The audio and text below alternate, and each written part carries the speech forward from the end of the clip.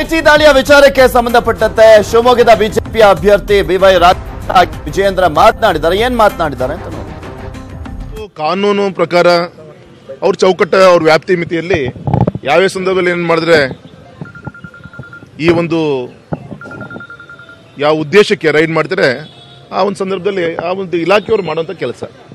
ಅದು ಬಿಟ್ಟು hit and run ಅನ್ನೋ ರೀತಿಯಲ್ಲಿ ಅಡ್ವಾನ್ಸ್ ಆಗಿ ನಾವು ಸ್ಟೇಟ್ಮೆಂಟ್ ಕೊಡೋ ಮೂಲಕ ಈ ರೀತಿಯ ನಮ್ಮ ಜನರ ಒಂದು ಚಿಂತನೆಯನ್ನು ಬೇರೆ ದಿಕ್ಕಿನಲ್ಲಿ ಡೈವರ್ಟ್ ಮಾಡುವಂಥ ಪ್ರಯತ್ನವನ್ನು ಮಾಡಿದ್ರು ಕೂಡ ಜನ ಇವತ್ತು ಪ್ರಬುದ್ಧರಿದ್ದಾರೆ.